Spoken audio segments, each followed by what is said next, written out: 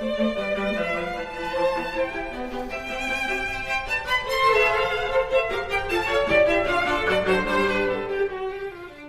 and welcome to The Sound of Economics, the podcast from Bruegel, the economic affairs think tank in Brussels.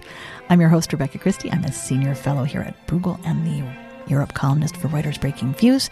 I am happy to be joined today by my fellow senior fellow, Georg Zachman, and Christian Zinglerson from ACER, which is the European Union Agency for the Cooperation of Energy Regulators. We are going to talk about Georg's very exciting, very ambitious plan for fixing European electricity markets, for how we can have a better or possibly even single market for electricity. Georg has written a paper that you can find on our website. There was an event at Bruegel on February the 28th, also recording available on our website. And this podcast will be a great introduction to the topic, the concepts, and where we're going for those of you coming to this fresh. Georg has really outlined the issues that Europe faces, making sure that all of its member states have reliable energy supply that ideally in the future will have fewer fossil fuel emissions and be more reliable.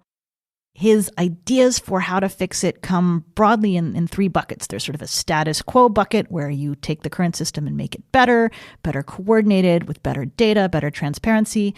There is a middle idea where countries explicitly acknowledge that what they do domestically will have an effect on other countries. And I find this to be such a game changer for how Europe can work together within the sovereignty framework that people are so comfortable with.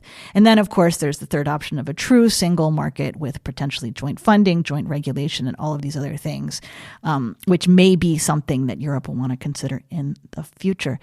Georg, tell us about the research you did, the way you quantified how this looks, and how you came to this conclusion that cross-border really interaction is an improvement and helps people protect their sovereignty and not weaken it. Hi, Rebecca. Great to be here today. The paper is co-authored by 6 people from different European member states, each of them experts often very close to their national energy policy making. So we hope it carries a bit of weight, not only for Brussels, but also beyond. And what we do in the paper, as you said, is we try to essentially call for more integration by highlighting the huge benefits that European consumers and industry can get from more integration, and also in terms of security of the system, which is an increasing issue. The idea here is not in the paper to come up with super concrete proposals on what needs to be done, because that is going to be complicated, and I hope we can speak about that today. But it is about really making the case that today policymakers, high-level policymakers, should really start a discussion on this topic, because the time is now to get the European electricity system running for the transition and for the relatively difficult time of the massive investments that we are needing ahead. So what we are essentially arguing, and I think the best thing is to have a look into the paper and to the individual arguments, is that if we integrate the system more, we can save a lot in terms of fossil fuels that are still in the system. So if the wind is blowing in one country, we can switch up the gas plants in another country, and that can go up to 20% of the fossil fuels being saved, including the emissions that this would produce. And the bigger benefits even are in terms of investment. So if you need backup investments, but you can share them among countries, you need less power plants to be built. And as we are having a huge investment wave ahead of us, every 10% of power plant capacity we build less will relieve the system, because we don't have the workers, we don't have the engineers, and we don't have the materials. So it's important to be as efficient as possible on that side. If we furthermore also manage to put the renewables to their best use, so to put the wind turbines to where the wind is and the PV panels to where the sun is, then additionally, we can save a lot of those wind turbines and solar panels, because each of them will produce more. Now, all this techno-economic argument, as we call them, taken together, would already justify doing more together, and we currently are not doing that enough. Beyond this, we also have what we call more institutional or managerial benefits, which is if you have a bigger market, you significantly reduce the capital cost because people know that there is a big market, and if they invest, there is liquidity, and there is the knowledge that it's not so easy to change this big market because it's institutionally locked in, and therefore investors demand much lower capital cost. And capital cost is the name of the game for the transition because backup power plants, renewables, all of that is essentially fixed capital. And if we reduce only by 1 percentage point the interest rate or the capital cost here, that is going to be a huge benefit. With all that taken together, we think there is a great case for more integration. We then discuss in the paper, of course, what is holding it back and how we can overcome that, but maybe we can come to that later. Thank you so much for that overview. Kristen, how do your members think about this problem? Obviously, they need to think about their local citizens and their local constituents. They need to think about national security. They need to think about just practicalities. We've seen such huge shifts in the European energy landscape over the last 2 years since Russia invaded Ukraine, and there was this big swing away from Russian-provided gas. Where do you start out with coming to Georg's paper, and what do you take away from it? Yeah, thanks a lot. I like the paper a lot. I also had the privilege to give some comments in earlier versions, etc. I think it brings out well many of these benefits which would come with increased integration of electricity markets. My members, so to speak, we are the EU's energy regulatory agency. So in our grouping, if you will, we have 27 national regulatory authorities on energy, and we do all kinds of stuff. You know, we discuss things and adopt decisions and whatnot. In terms of this overall issue, I think it's part of regulatory DNA to care a lot about efficiency for the benefit of all things equal, lower bills for consumers, whether households or industry. So there is a positive inclination towards doing more together where that increases efficiency without sacrificing security. That said, different regulatory authorities have different preferences. They come from different regulatory traditions, et cetera, et cetera. But I think that is sort of the common denominator. More broadly, what I would say, in addition to the many benefits which Geo has outlined and which are well developed in the paper, one of the reasons why I think it's particularly timely now, looking ahead, is this investment wave that Geo has been talking about, absolutely. But also looking immediately back, we had a double energy supply shock type crisis, and you can argue whether we're fully out of it, et cetera, but we're certainly significantly better off than a year ago or more. I think that's a consensus view. It is a double energy supply shock because, of course, we had a very significant gas supply shock by virtue of Russia almost fully shutting off the pipes. But we also had a somewhat less talked about electricity supply shock by virtue of very low hydro production and significant corrosion problems in the French nuclear fleet. And the French nuclear fleet is roughly half of the nameplate capacity for nuclear in Europe, so that's very significant. So at times during the extraordinarily high gas price season, we had a completely counterintuitive phenomenon in Europe, namely that you saw a rise in gas-fired generation. How was that possible? That is because you had nothing left to generate to meet demand, even though demand was suppressed.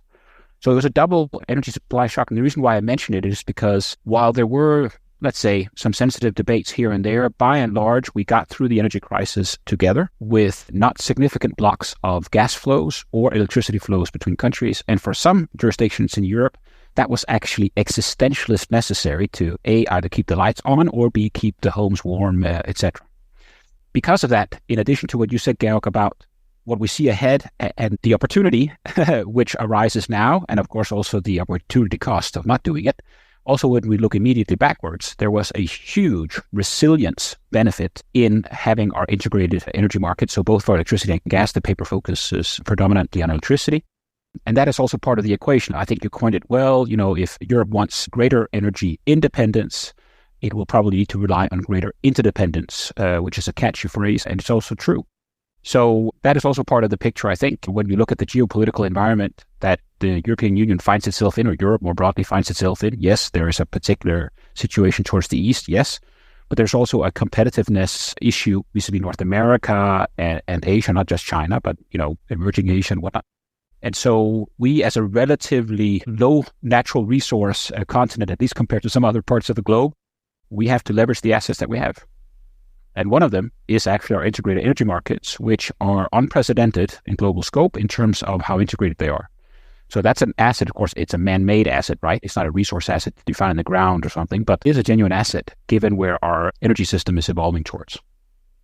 Maybe I can add some forward-looking thought on that. So Christian spoke a bit about the past as an indicator of how important integrated markets are, but looking forward, what we will have to face is that fossil fuels will be scarce, expensive. We don't want to use them because of our decarbonization ambition.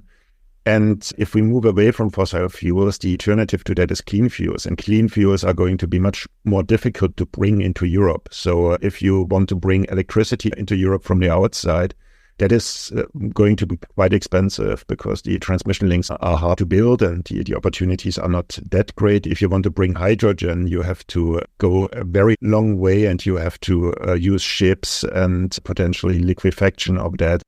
It is going to be a very different world from the world we are in today, where essentially 60-70% of our energy is imported into Europe, to a world where most of the energy is being domestically produced and is largely going to be domestically produced as electricity. So if we don't get our electricity system right, then we don't get our energy supply of the future right. So we are switching from a world of fossil imports to a world of domestic electricity production. At least that's my conviction. And this means that with the new world ahead, where we have a lot of flexibility on the demand side, but much less flexibility on the supply side, we need to design a system that is capable to, across borders, optimize this new system in a sensible way. Otherwise, we are going to have to invest every country much more than probably the population is willing to shoulder. That was a really interesting point that you've been making in your various venues about how we've gotten used to how easy it is to put oil or gas onto a ship or some other conveyance and cart it around from place to place. And on the one hand, to have an interconnected electricity market means being able to transmit the electricity from place to place, but in a very different way than we're used to with these older fossil fuels. What do you see as the future mix of fossil fuel plants, renewables, nuclear? What's that going to look like for Europe, or what could it look like? I mean, we have some indication on what we currently think the system is going to look like. So there is the 2040 impact assessment of the European Commission for these 2040 decarbonization targets. There are some long-term scenarios by the IEA and by different governments. And typically what you get is a significant increase in electricity production. So almost typically a doubling in the next 2 decades of electricity production. Most of it is going to be renewables plus nuclear. Here, member states have strongly different views on what this mix of nuclear and renewables is, but it's pretty clear that there will be a lot of renewables, and depending on the country, it's also some nuclear. And then there needs to be the backup for the system when the demand is high because it's cold and all the heat pumps are running and the wind is not there and the sun is not there. You need to make sure that you can heat the homes and then still run the industry. And for this backup, I think we are still considering what the best option is. That's at least my view. Germany seems to be betting on gas peakers that are possibly also running on hydrogen. We can use more integrated markets. We can use hydropower to some degree, but it's not that much available. We can also use fossil plants if we manage to pump the CO2 underground, so with CCS, or we can burn biofuels. So there are a few options still available for these relatively few hours of the year where you would want to have electricity but cannot easily get it from your baseload sources. And for that, we need to talk to each other across borders, because if every country is building up a backup system that is ready to completely back up this national system, we are going to overbuild this backup system by maybe 20%, which is going to be pretty expensive because it's going to be a large part of the capital expenses of the new system. Oh my gosh, yes. Would you see nuclear? Is the EU going to start building big new nuclear power plants again, or only these small reactors that the Commission is looking into developing an industry for? How do you see that happening? Yeah, on nuclear, I mean, we are still early days on the nuclear renaissance. We have been talking about this for quite a while, and the commercial case of the small modular reactor so far is not yet there. For big reactors, I think we understand how to build them, but we haven't managed to build them in a sensible cost framework in Europe in the past 3 decades. So there are significant risks on betting on nuclear. One of the big challenges that I would see for nuclear is that if you take today the decision to build one, you might get one in 15 years, but nobody knows what the demand and supply in 15 years is. And there is no upside for nuclear. As soon as there is very high demand in 15 years, 3 years before the nuclear plant opens, a lot of wind turbines and solar panels will be installed and eat up this upside. While there might be significant downsides, you open your nuclear plant and you're faced with very little demand. So there is a bit in a Stackelberg investment competition game. You have the problem of that you have these long lead times for nuclear. Still, there might be good reasons for some country for industrial competitiveness, military purposes, and maybe you're hoping to crack the nut of the cost to go into that direction. But it's certainly not an easy proposition to make on a single sheet of paper to say that nuclear is the future. Christian, what do you make of the internal conflict over this? Denmark, for example, was one of the countries trying to keep nuclear power out of the green taxonomy, but also has some promising nuclear startups. So to me, that was when I saw that was a good example of the debates within the EU of, on the one hand, no fossil fuel emissions. On the other hand, people are very uneasy with this. Is there any consensus among your members? So I would say, generally speaking, this is a question that most national regulators would tend to stay out of because it's quite political. I think most regulators, and certainly Acer included, would say it's good to keep a relatively prominent role for the market because that takes risks away from governments and therefore also taxpayers and therefore also consumers, to those who have genuine skin in the game and have, professional portfolio, project management, whatever. So for that reason, I think I would agree with Georg. I think it looks somewhat different in China, but at least in Europe, nuclear build-out has proved relatively costly and is often delayed. Those two things are quite linked. And very often there is a very significant government portion of sharing of the risk in those types of projects, and that may remain. But that said, I think regulators would want to be seen as agnostic on these types of choices, etc. I think most would say, let's not forget that there is some role for the market and delivering certain solutions so governments and ultimately taxpayers/consumers don't take all the risk. But that's basically it. My own view, which is a personal view, is I think the name of the game going forward for Europe, if one wants to do more together, is to be ultimately more pragmatic and not so judgmental on other countries' choices, by which I certainly don't mean not to coordinate choices and decisions. This was Georg's point in the beginning. That will be much more necessary. And I do hope the political will to do it is there, but not to be judgmental on the specific choices as such, because countries do have different traditions and preferences, and ultimately they face their own population at the ballot box, etc. And my own take a bit, but this is an impression I have, which I can't, back up with stats or anything, is that after the energy crisis, these very significantly, let's say, ideological divisions have subdued a bit. Haven't gone away, but they are slightly less pronounced, which I think is a good thing. Thank you for that. When we come back, we'll talk more about the investment and funding outlook.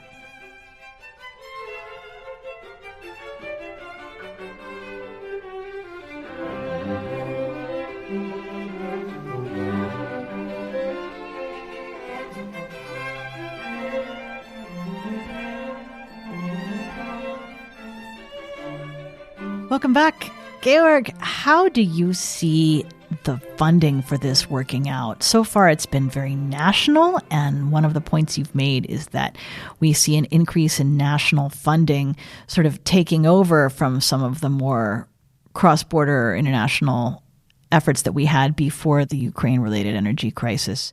At the same time, we've seen the European Commission go hard on Repower EU. We've heard talk of future energy and climate funds. We've had other snags, like the one in Germany over their climate fund. Talk to us about the funding outlook, where we stand, what can be done.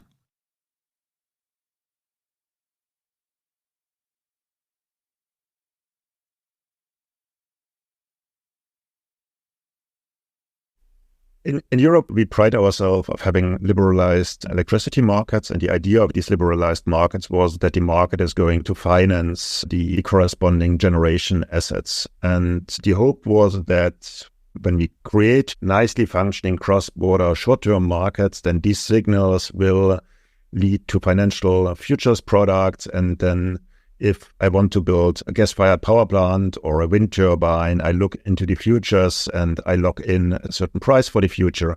And then I build my thing, and I'm relatively risk-free in terms of the delivery, at least on the financial side. And that has not materialized for maybe two main reasons. One reason is we didn't get these long-term market signals. And a linked reason was that member states were not confident in the market to deliver those signals, and hence provided their own investment signals for certain technologies in certain places, in certain amounts. And a case in point are capacity mechanisms in some countries, payments for reserves, also renewable subsidies, but also the most recent discussion on German power plant strategy that was supposed to be essentially auctioned off to specific power plants and investment support. Now, what that leads to is that in the end, governments decide which types of power plants they want, typically how much of them, and sometimes even where. And that is then taken out of the market, which means that the market price itself does not reflect any scarcity anymore, because the scarcity is then taken care of largely by the investment signals. And it's a sort of a negative cycle in which market participants expect now the government to underwrite their risk, because if they don't underwrite the risk, they invest based on a market signal. Then later on, the government comes and provides some support scheme. The market price goes down, and those that were not covered before by the state are losing money.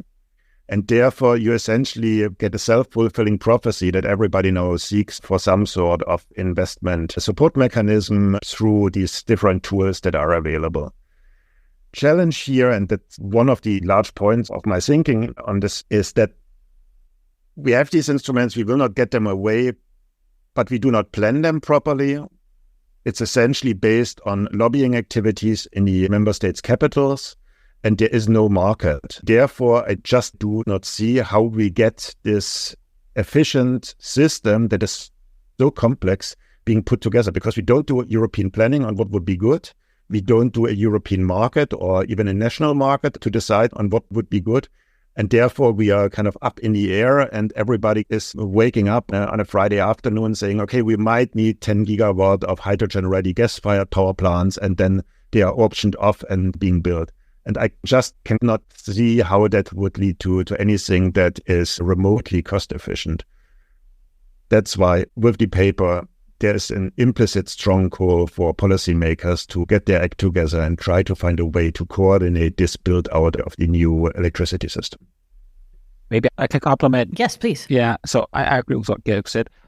I think there's at least two things. And first and foremost is probably this notion of, let's say, more enhanced coordination structures. Coordination can mean many different things to different people, right? It's plan economic Soviet, or is it just that you talk to each other? There's all kinds of shades of gray in between. But some coordination structures, planning, maybe also then instruments which are more shared, etc. That's one. And the second, which I think will be necessary, maybe after some considerable mistakes have been made and internalized first, who knows, is to not extricate oneself fully from this somewhat vicious cycle that Georg was pointing to. I don't think that's realistic. We have an accelerated transition, supply side and demand side interventions. A lot of that will be government driven. Market participants are not fully comfortable with taking all the risk. So it's not going to extricate completely, but figuring out jointly what is the appropriate role of market signals. How do we convey broader system needs outside of a central planner's corner office? So those are the two things. And I suspect it may be easier to start upon the first, coordination, and then maybe we can use those processes to figure out jointly what is the appropriate role of the market. And we probably need to extricate ourselves a bit from some of the current stuff going on. Maybe just one, in my view, critical point is, if we continue to go down this, in my view, slippery slope of more state intervention into the system, in the end of the day, it's all going to be paid by the taxpayer. So we will get into a system where essentially nobody believes anymore in market signals and wants that this stuff is being channeled through some form of state guarantee / the budget of the state. And that is going to be super expensive. We are talking here of easily 1% of GDP every year that is going to be paid into investments into the electricity system. And I do not see how that is going to work. And I would hope that ministers of finance find this proposition of a more European market quite attractive, because it allows them to leave that to the private sector to run the investments here and not to kind of silently take over the energy sector with all the challenges that it will imply. Just on this one, Georg took the words out of my mouth a bit in a benign way. No, that's good. Indeed, I think it's very good that you have led this effort, Georg, on behalf of Bruegel with these other energy economists spanning Europe, because I think Bruegel is, all things equal, associated with being an economic policy think tank, obviously branching out in all sectors of the economy, goes without saying. I think that is super good, because one of the experience I've had over the last couple of years, maybe 2.5 years, is we have been called upon to speak to, let's say, at least for us, unusual constituents, like European Central Bank, other national central banks, finance ministers, etc. Obviously, that was in the course of an energy crisis where one needed to discuss a bit what's going on and what's the near-term outlook, etc. And of course, we had some views on that. Others would have other views. That's what it is. But my point is more exactly for the reason that Georg was saying, and this enormous investment wave ahead of us and the likely bumpy, volatile ride we will have ahead. More volatility in markets, a lot of supply side intervention, demand side interventions, which may not prove to be perfectly calibrated. There will be bumps and shocks. And that has risks also for those who control budgets and have budgetary responsibility. Monetary policy making will be more difficult, etc. So that's why I think it's important that they read the brief, or more specifically, they get in on it. This is a societally horizontal trajectory we're on, and it will have very significant implications way beyond energy. And that needs to be well understood in more types of government offices than, say, 10 years ago, where it was more sectoral, no? Now it's really cross-governmental. So this needs to be a conversation where all those who have equity, so to speak, political equity, need to engage. And hopefully this brief will help. I'm really struck, Georg, by what you said, that if every country individually built its own backup system, that the system would be at least 20% oversupplied. Because then you have a question of, do we run all that supply anyway and just see artificially low energy prices that taxpayers pay for in the back door by repaying all of the construction subsidies? Or do we see a boom-bust situation?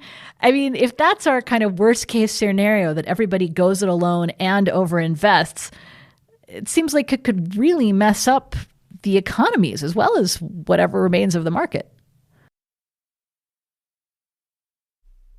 Can I come in with an anecdote before Georg can say something more pertinent than me? I used to work in the Danish government quite some time ago, and I had a counterpart in another Scandinavian country. So he was also responsible for energy policy as I was, and he actually came from agriculture, where he led that country's, as a civil servant, agricultural policy.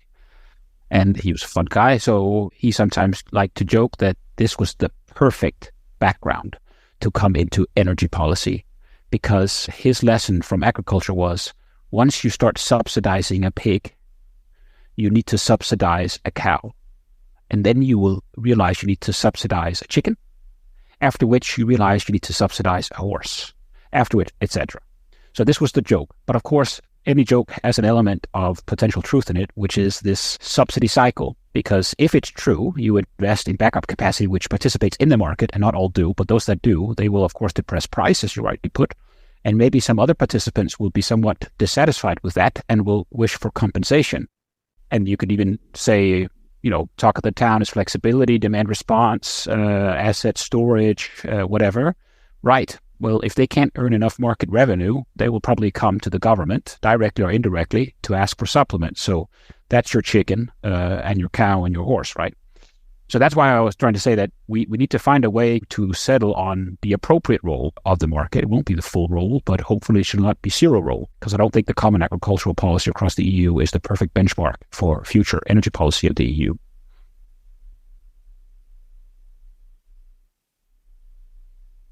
But it's difficult to add something, maybe a bit of an academic disclaimer on the paper and the 20% I mentioned. So we found it rather difficult to do the quantifications. What we did in the paper was essentially lining out corner scenarios of fully integrated and not integrated markets, and there then you get these very substantial savings on individual items. Then in principle, you would have to run a big model to all kind of, because they all interact, to pull them together and to see what the eventual savings are. So given that we put in all this work on understanding the individual elements, there's still a certain element of gut feeling on my end that this 20% is the right order of magnitude to talk about, but I cannot back that up with a kind of huge machine of quantification. So that is the rather academic disclaimer on this number. But what I find sometimes even more important than these techno-economic benefits that are somewhat more easy to understand if you overbuild the system, then you have too much stuff standing around, is really the second part of the benefits in terms of capital cost savings. Because my take is that here is really a lot to be gained if we have strong competition between players, make sure that the cheapest options are typically chosen, that we don't have this very bureaucratic approach to find solutions, and that we get in all the creativity to tap into the demand side solutions as well as all sorts of storage and network and supply side solutions if we manage to set up a properly working system. And if we don't do that, as Christian was alluding to with this agricultural example, I can fully subscribe to that. I think that is what is my biggest worry on the energy front, that we are trying to shape a block of wood into some very nice thing, but we only have very, very rough tools to do so. And that is going to look very ugly in the end. That is a great analogy for those of us who have trouble really understanding the scale of electricity generation and money that's at stake here. I mean, really just visualizing we have this big task and we don't have precise tools for managing it that granularly. Oh, when we come back, we'll talk about some of the good new use opportunities and possibilities for the EU. So as we wrap up this conversation, what's the best case scenario? What are things that are practical that we could do? We probably can't have a completely coordinated single market with a wonderfully smooth and seamless joint budget, but there are things that are possible. How do you see those, Christian?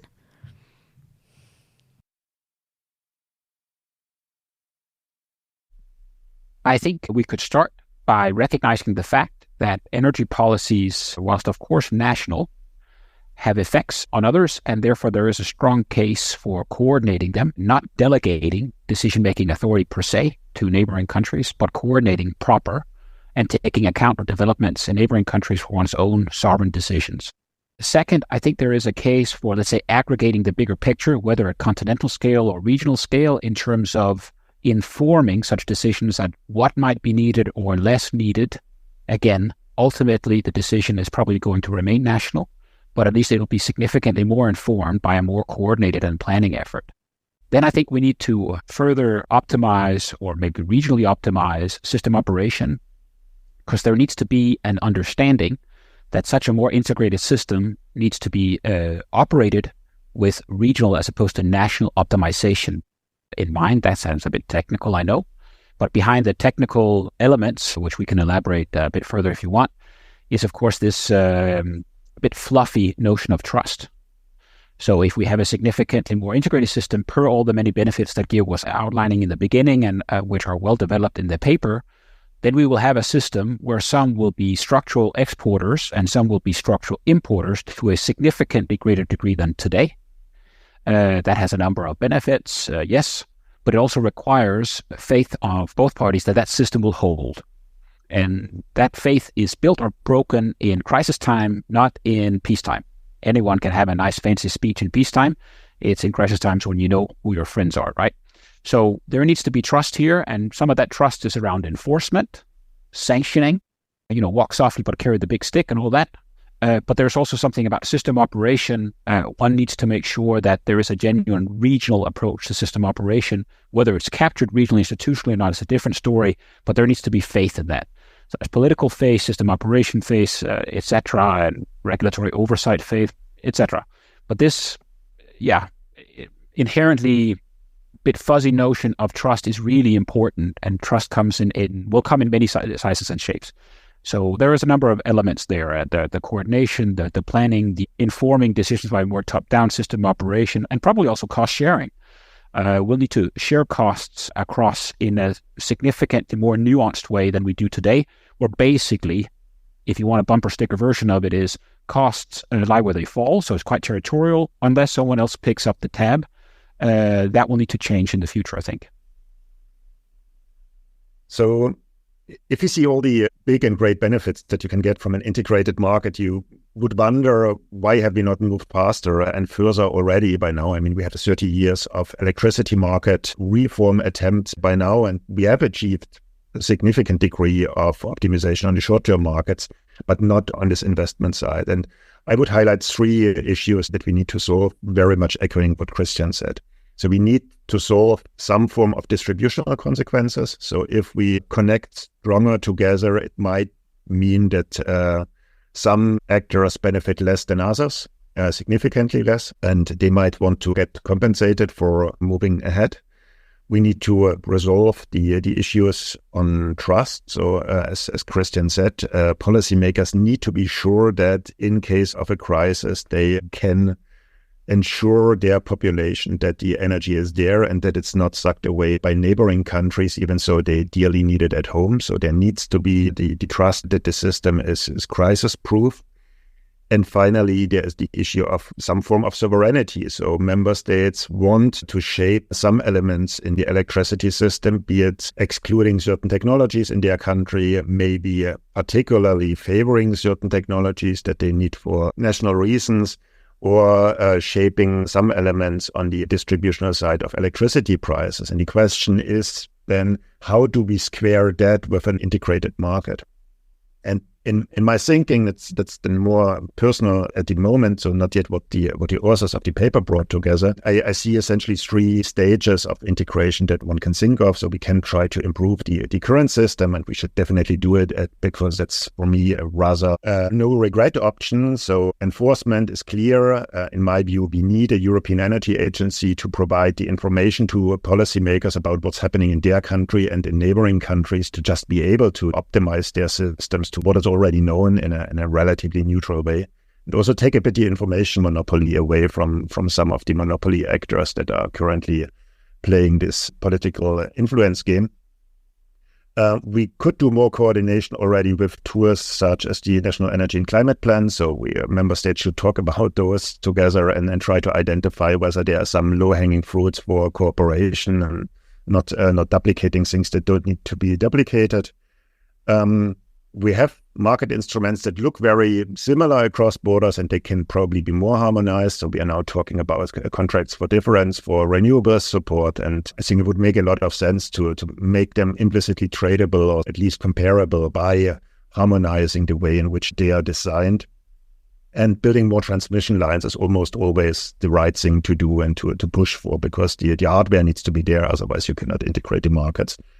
And for that, some degree of cost sharing we have in very kind of immature tools, but that can be stepped up. So that's the first block of things.